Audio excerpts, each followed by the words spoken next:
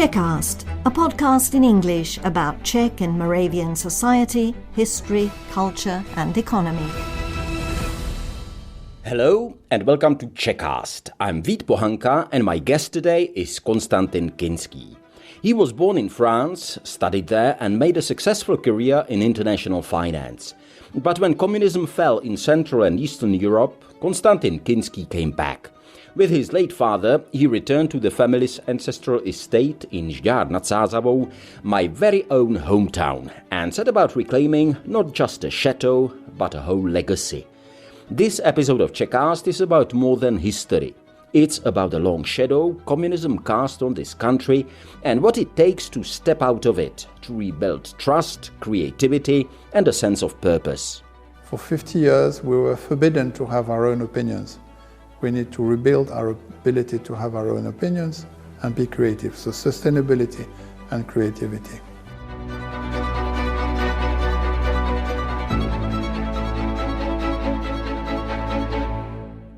Constantin once advised the Czech Prime Minister during the turbulent 1990s, helping to stabilize and privatize failing banks. But today, his focus is different. Managing forests, lakes and lands in the rolling hills of the Vysočina region, opening the estate for art festivals and the public. And I asked him, why? Why not turn the estate into something profitable? Such as, I don't know, a luxury hotel with a golf resort. Because we're romantic idiots. In Czech we say that coffins do not have pockets. What you do has to have meaning. We focus on making money. And then what? Then what?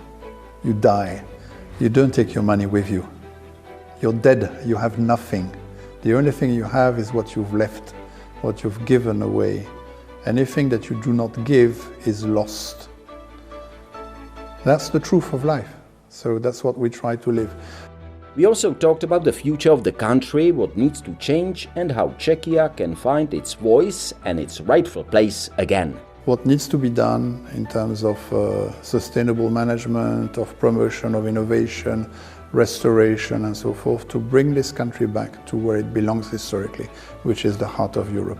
You are listening to Czechast, I'm Vít Pohanka, and my guest today is Constantin Kinský.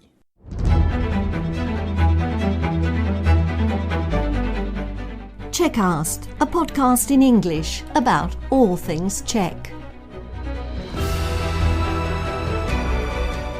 Whether you're an English-speaking expat living in Czechia and Slovakia, or a descendant of the Czechs, Moravians and Slovaks who left for a better life in America, Australia, Britain or Canada so long ago that you don't speak the language of the old country, this podcast in English is for you.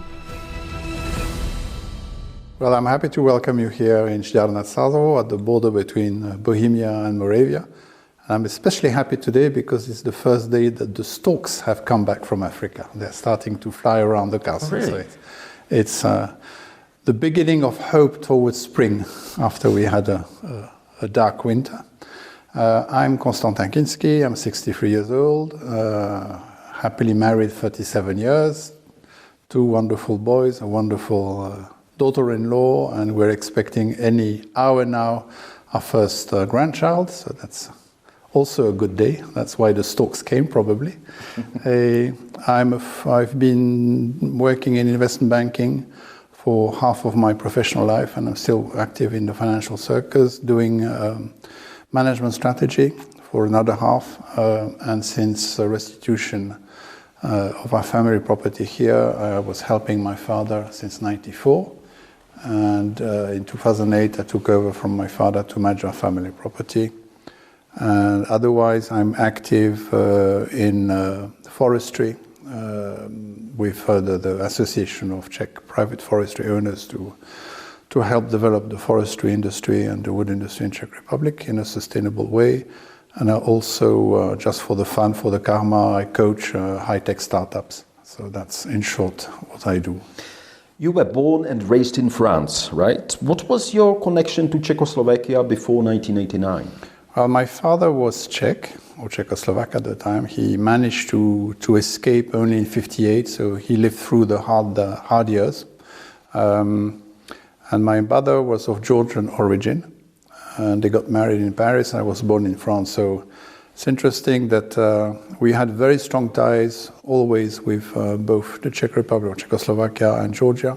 My father always spoke Czech with us at home, so we had some kind of domestic Czech, but at least something. And the story and the sufferings of Central Europe and Georgia under the Soviet occupation, and before that under Nazi occupation, was always present in our education, discussion, meetings with people from all over Central Europe and so forth. So very strong ties, but always, in terms of where do we come from, of our roots. And suddenly I was able to come here in 76 or 77 as a boy, I can't remember exactly. So under the communist regime still, but suddenly after the Velvet Revolution, everything was possible again and open again, so we immediately were very regular here, because it's funny. The country you come from is not only the country where you are born. You inherit the land that defines you, not only from the fact that you are born in a certain place, but from your parents. And that's why the first generation of immigrants, my father, my mother were in foreign countries, France, they come with their own country, so they never feel lost. Whereas the second generation, like me, we are from a country that has been lost, so we are always a bit lost. I feel French, I feel Czech, I feel Georgian. That's why I truly feel European, but at the same time, you always have that nagging feeling that you need to cultivate your roots in order to know who you are. So a bit of a mixed experience, but a very rich experience. Do you remember the first time you came to Czechoslovakia under communism? I mean, what was it like? What kind of feeling did you have? I was there as a teenager, just after the Helsinki Convention, so I was something like 14 years old. I was alone, came by train. At the border, they work all the train at 3 or 4 o'clock in the morning. They work all the train up, and the border guards were controlling everybody, and with the Kalashnikov in the stomach, and the attack dog sniffing at my privates, which was a bit uncomfortable. And I pretended I did not speak Czech, but I could hear what they were saying. You're gonna pay, young man. We know, young boy. You know who we are, and so forth. It was really unpleasant. So when I arrived in Prague, a very good old and delightful old friend of my father, Colonel Clement, who was very First Republic, very good Czech, very elegant, very decent man, had come for me at the railway station and saw that I was a bit shaken. So he gave me a becherovka. I was 14, had not slept, I was rather stressed. And it was 7 o'clock in the morning. That was terrible. My first experience with becherovka. And from that, I really understood that unless you live in a totalitarian regime, you can never completely understand what it means. And that has helped me understand a bit where people come from here, what's the experience, beyond everything that we were told as kids in Paris, to understand a bit the people, but also to understand that I cannot judge, I cannot fully understand, and therefore respect the history of people who had to survive. So your father had contacts, during the communist era? Oh, yes, there were regular visitors because he was in immunology, reproductive immunology, so there was regular visits from all over the world, and in particular Central Europe or Czechoslovakia, of researchers who visited us, including Professor Hašek, who helped my father in the dark days. Hašek was from that generation of romantic communists who believed truly that it would be a good thing for humanity He was a great professor of reproductive immunology, saw that my father was left alone, could not study or could not work. So he took him under her protection and enabled him to do reproductive immunology. Many other people, Czechs had emigrated in Israel and so forth. And I remember one day we had dinner. I was a teenager. There was dinner at home, and around the table we had English, Scots, Israeli, Czechs, Austrians, Italians, all in the immunology world. And they were all talking about the fact that their fathers or grandfathers had fought at Monte Cassino, but on different sides.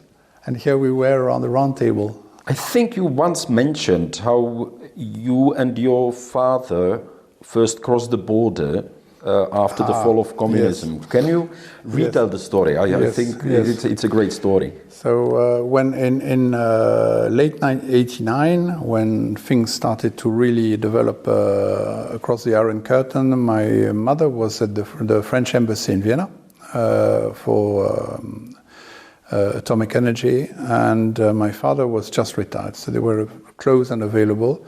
And in January 1990, when the Velvet Revolution really won, it was our first trip together with my father to the Czech Republic from Vienna.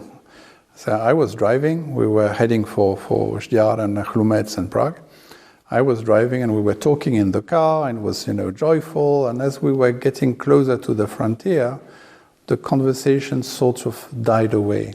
And so we stopped at the frontier, turned the windows, at the time it was manual, gave our passports to the guard who 2 weeks before would have shot at us, who looked at the passports, you're coming back, this is great, welcome, and saluted. So I drove on into Czechoslovakia, and I stopped after 300 meters and said, this was so great, let's do it again. And we turned around, said, you're leaving already? No, it was so good, we want to do it. So they saluted again, and so we did it twice.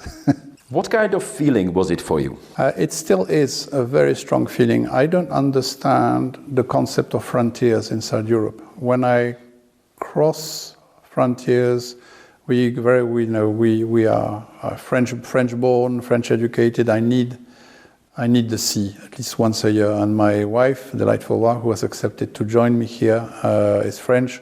We need the sea. So we go to Brittany once a year. And when we drive from Žďár to the Finistère, the end of the world, Finistère, in Brittany, we truly feel, and I truly feel, that I'm driving through my country. And there are various regions. Some are called Bohemia, some are called Saxony, some are called Germany, some are called France or Alsace. It's one country.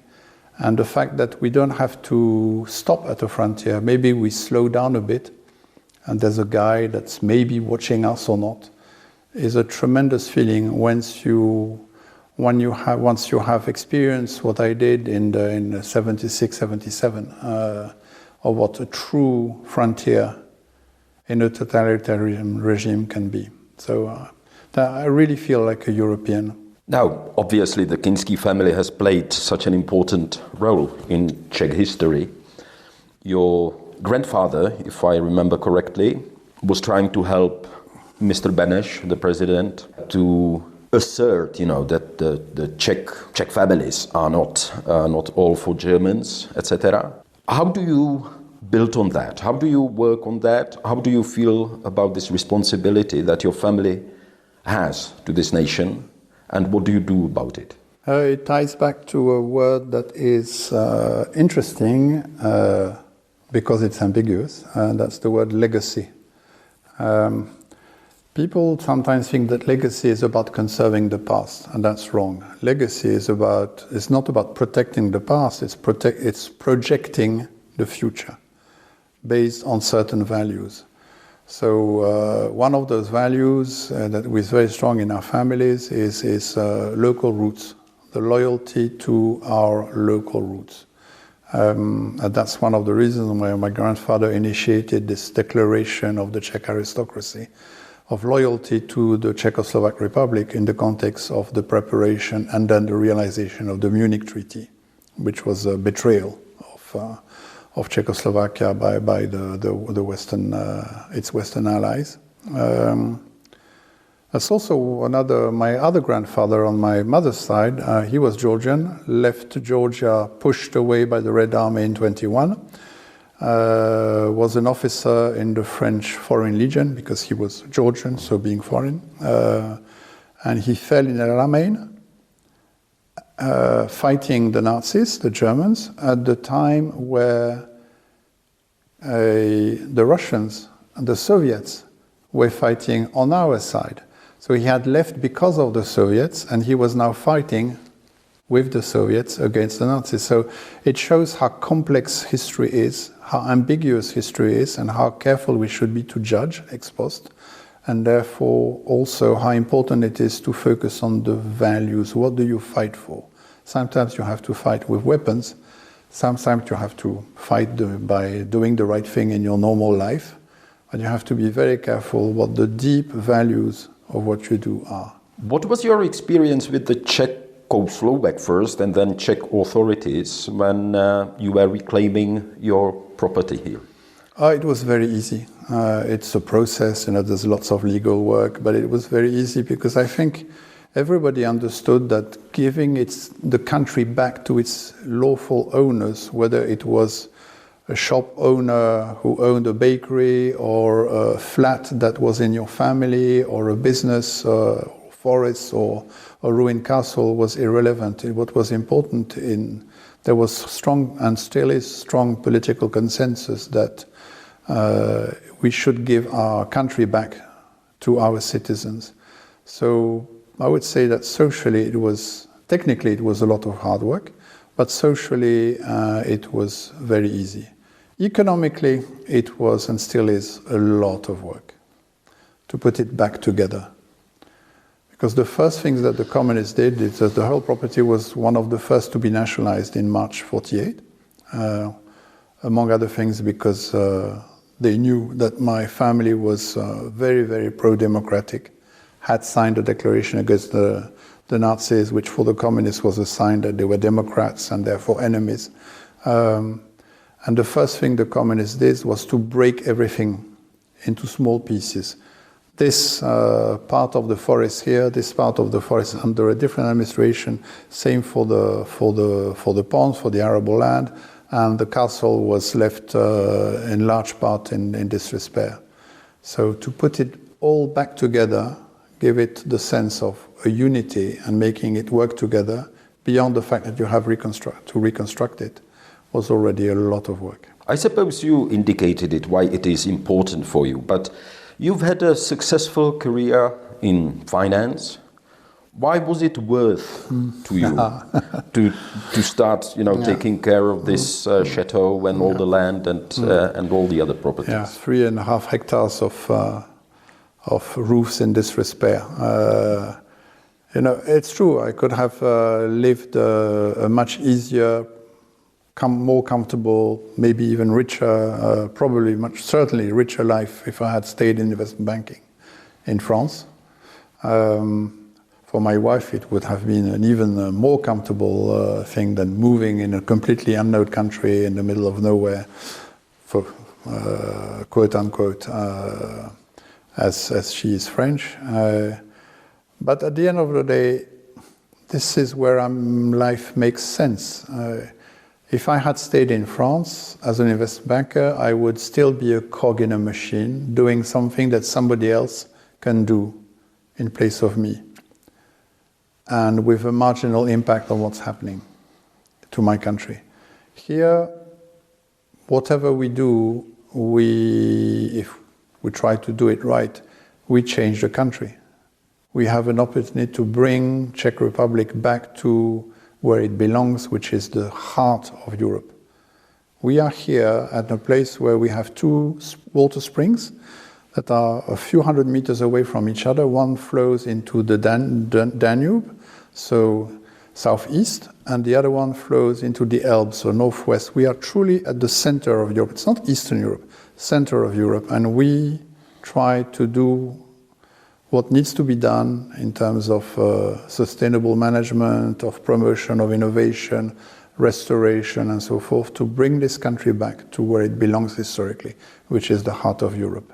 Many European countries, I think, have strong traditions of family businesses. How was it for you here in Czechia? I mean, do you think, that the tradition is still here? Did people help you, or did you, I don't know, did you meet some resentment, perhaps even? On the contrary, this is a very entrepreneurial country. Very entrepreneurial, has always been. Vysočina in particular is extremely entrepreneurial. Reminds me of Brittany. These are regions which are, in terms of climate, of natural environment, are quite tough. Very lively, but quite tough. And therefore, either you don't make it and you're a drunkard, or you make it and you're an entrepreneur and you build things. And Žďár is sort of a mini Silicon Valley, Czech mini Silicon Valley. Very entrepreneurial, high-tech, exporting all over the place. I know in India, in China, in the US, in Latin America. And from that perspective, family businesses are extremely important. There are, 1.5 million family businesses in Czech Republic. They are the ones who are creating most of the new jobs of innovation, cultivating entrepreneurship, and living on the tradition of giving back some of your hard-earned money to the region where you work. Social responsibility is part of the DNA of family businesses, in particular in Czech Republic, where you have lots of very discreet sponsors who do the right thing. And it makes me a bit angry that whenever there's a foreign investor coming, and I think it's good, it's really important that foreign investors have and will continue to invest in Czech Republic. But whenever a big foreign investor comes, Amazon comes, all the politicians and the bureaucrats are standing and saluting and kowtowing and doing whatever they need. And this is great, but they should do the same for us. I'm not asking for a special regime. I don't want more than others. But family businesses deserve the same attention, and we don't get that. And that's one of the reasons why I'm one of the co-founders with VŠE, which is our economic university in Prague, the best, founded the Center for Family Businesses. It's really important, especially now, because most of the family businesses were restituted or created in the early 90s, and it's a time of generation change. Those family businesses will either be sold, which is a pity, or passed on to the next generation. So very important.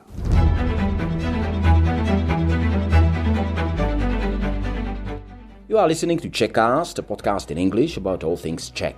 I'm Vít Pohanka, and today my guest is Constantin Kinský, financial expert, advisor, estate manager, and perhaps most of all, a quiet believer in legacy, meaning, and his country.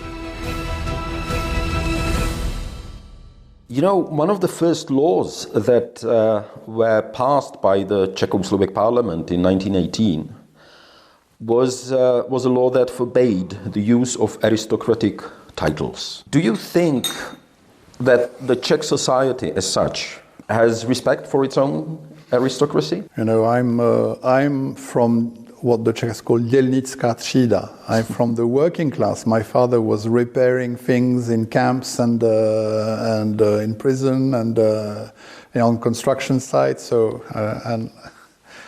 we start and we end all the same. This question of titles and not titles is only a historic thing, which has its values but its limitations. And I don't feel that there is any kind of animosity. I have a problem on the opposite side, that sometimes people project a fantasy on us, their own fantasy on us. For example, they think that historical families are conservative. It's wrong. Those historical families were successful because they were always modern. They were always at the forefront of their country. They were always the first to invest in new ideas, in new technology, whether it was together with the monks, actually, the monasteries, in investing in smelters or water mills in the Middle Ages. in glass manufacturing for my family in Bohemia. And we, as a business, now invest in high-tech. We use high-tech, we use artificial intelligence and satellite imagery to identify the trees that have been attacked by the bark beetle, to take them out of the forest and protect the forest. This is applying artificial intelligence to the most conservative business in the world, which is forestry. So the relationship to those historical families is a mix of our own difficulty as Czech to reassure ourselves that we have a right to exist as a nation state, our mixed feelings towards our past, some of it is good, some of it is not that good, and a bit of fantasy that we have to fight a bit against. That some people, think the old days were good and what's happening now is bad, and that's wrong. We are families that embrace the present and want to build a future. Long answer. Well, it seems to me that on the one hand, Czechs have this tendency not to like anyone who's an aristocrat. On the other hand, we have TV documentary series about your families, and people like to watch it. Is that the fantasy that you refer to, perhaps? I don't think that the Czechs don't like aristocrats. Some Czechs sometimes don't like successful people. We are a very egalitarian society. You see that in, for example, the spread of salaries is much wider in Western Europe, in the same companies, as in the Czech Republic. We are egalitarian. I think that's the more the heart of it than a specific problem with aristocrats. All the more because people know that the representative of those historical families suffered a lot under both the Nazi and the communist regime. And those who are here, whether they stayed or they came back, are trying to do a good job as a service to the country. I don't feel at all any animosity. We are here at this chateau. You organized Correspondance, this international festival of dance, or your wife especially does that. You do a lot of cultural events here. Why do you do that? Why not just, create a golf course or something and make the chateau a hotel or something and make money on it? Because we're romantic idiots. In Czech, we say that coffins do not have pockets. What you do has to have meaning. We focus on making money. And then what? Then what? You die. You don't take your money with you. You're dead. You have nothing. The only thing you have is what you've left, what you've given away. Anything that you do not give is lost. That's the truth of life. So that's what we try to live. If I don't, not being that romantic, we try to make sure that what we have serves a purpose. That the work we do with natural resources like forestry, water, soil is sustainable, so we can pass it on to the next generation in a better state than we have received it, while making use of it to live on it, because we have to make a living. That the cultural heritage that we have, that we are custodian of, we're not owners, we're custodian, we're stewards, serves a purpose for society. Zámek, which means castle, actually castle also has the same origin, means closing. We don't want to close the zámek or the castle, we want to open it so that it serves a purpose, that there is local community life here, that people feel that it's their zámek, their castle as well.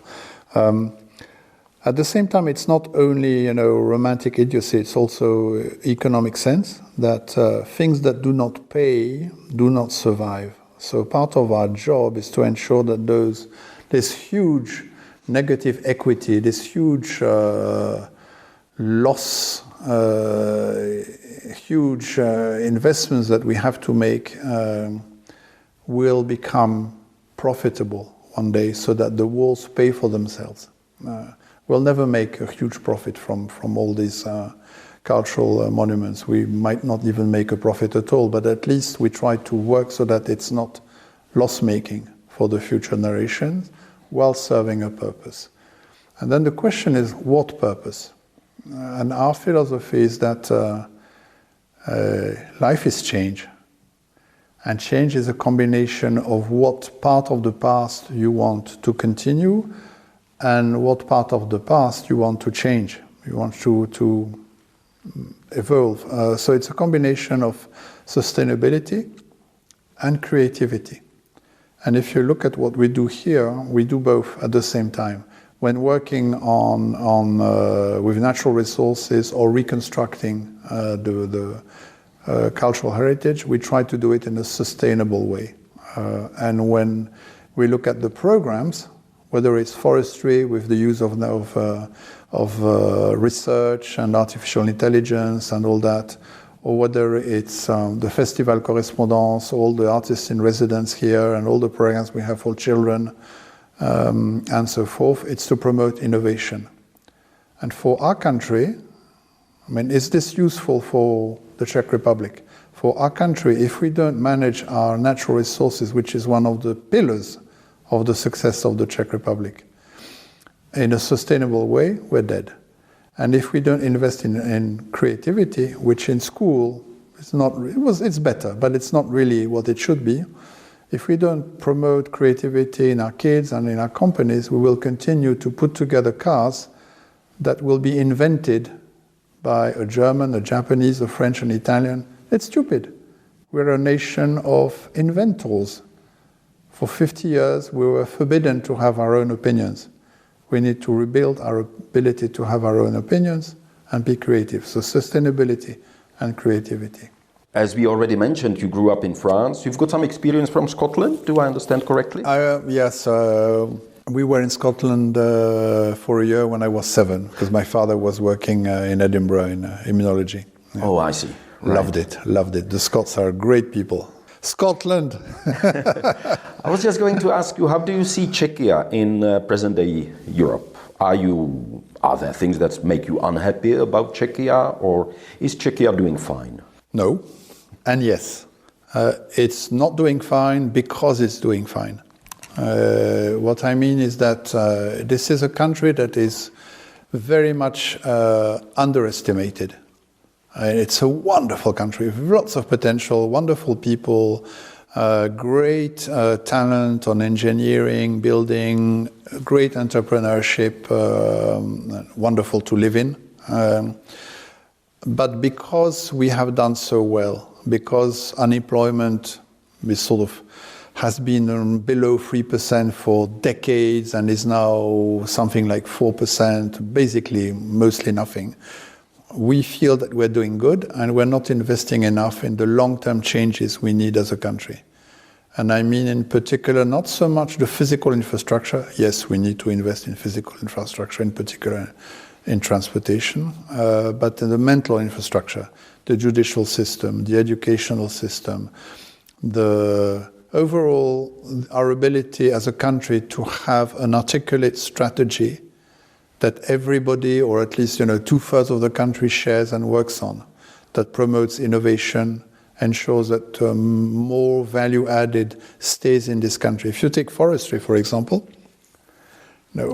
forest is over 1/3 of our land. It's very important. Lots of people are employed in the forestry and wood sector. It has taken anywhere between 80 and 250 years to grow a tree, depending on the species.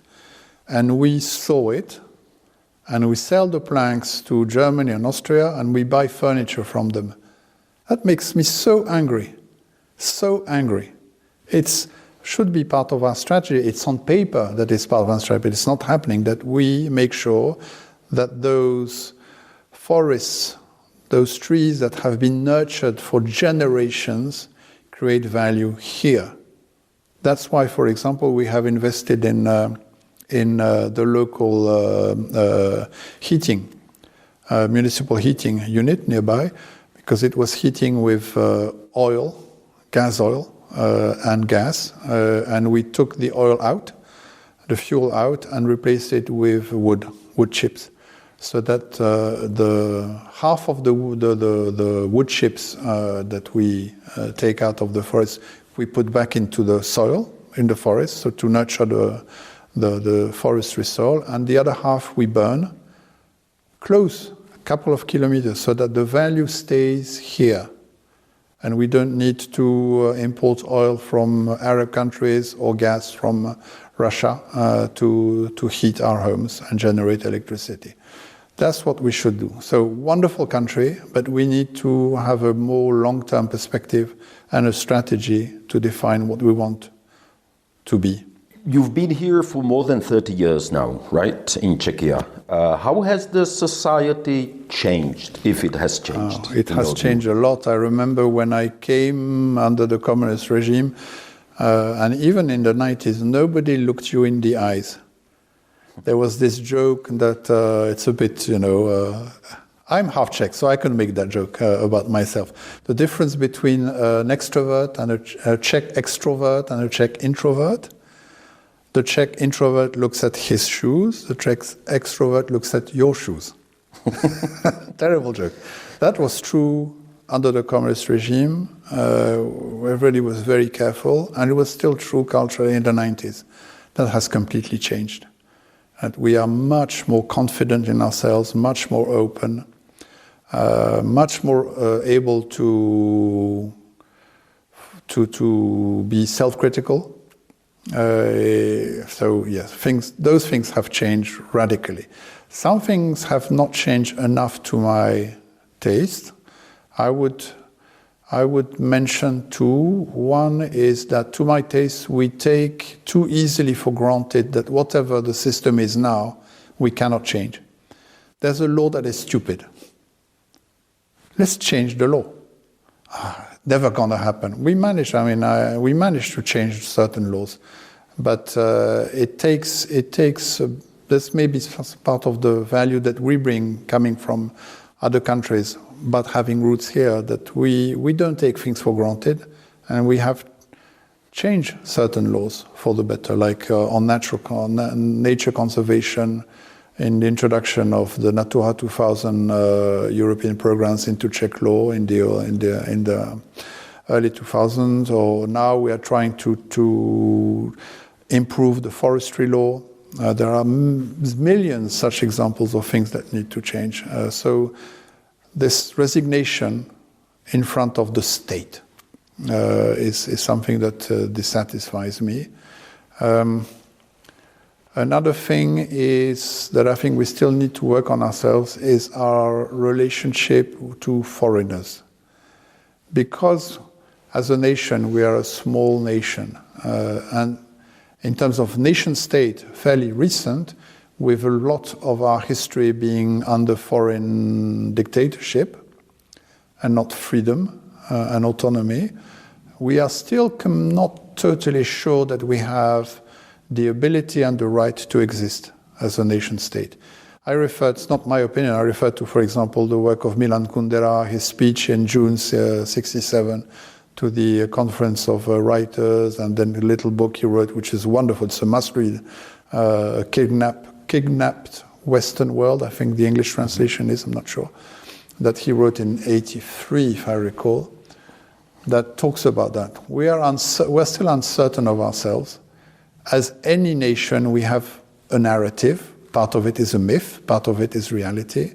As any nation, we have beautiful things we've done and sins we have committed, and we're not completely reconciled with our own past, and therefore we are not completely comfortable with somebody who comes from the outside.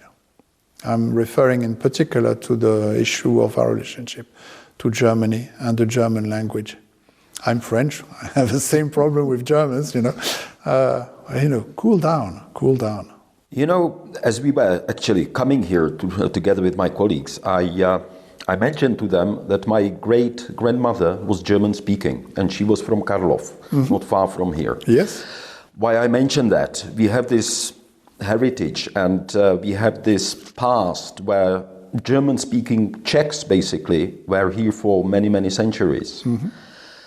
and the Czechoslovak state expelled them. Mm-hmm. Do you think this kind of damage can ever be kind of compensated for by the Czech state? No. You cannot compensate for the past. I think that word is very dangerous. Secondly, you can't change the past. You can't change the past. So, let's face it. Let's look forward and build Europe. Let's build on our national genie, which is the art of living together. If you look at the Kinský Palace on the Old Town Square in Prague, I love this place because it's, to me, symbolic of the true value of this country. It was built by a Czech family. On the ground floor, Kafka's father was Jewish, German speaker, was selling umbrellas. And on the first floor, at one point, there was a German-speaking school for bureaucrats. So you had Czech, Jewish, German in the same place. And if you add that, if we are loyal to those three roots, and if we build on them in an open way, and we send our artists to Montmartre, this is the best moment of our history. That's what happened between the two world wars. That's what we need.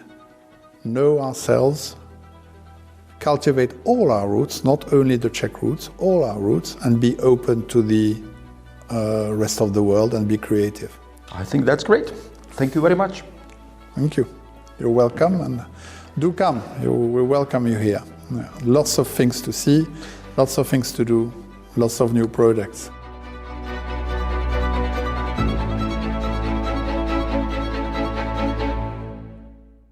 That's all for this episode of Czechast. My thanks to Constantin Kinský for taking the time to share his story, from finance to forestry, from France back to the heart of Czechia. If you enjoyed this episode, please don't forget to follow and subscribe wherever you get your podcasts. And if you know someone interested in Czech history, culture, or those personal journeys that bridge past and present, send them our way. Until next time, from me, Vít Pohanka, thanks for listening, stay curious, and naslyšenou.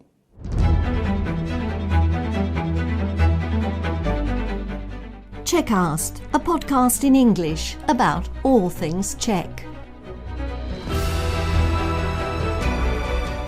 Whether you're an English-speaking expat living in Czechia and Slovakia, or a descendant of the Czechs, Moravians and Slovaks who left for a better life in America, Australia, Britain or Canada so long ago that you don't speak the language of the old country, this podcast in English is for you.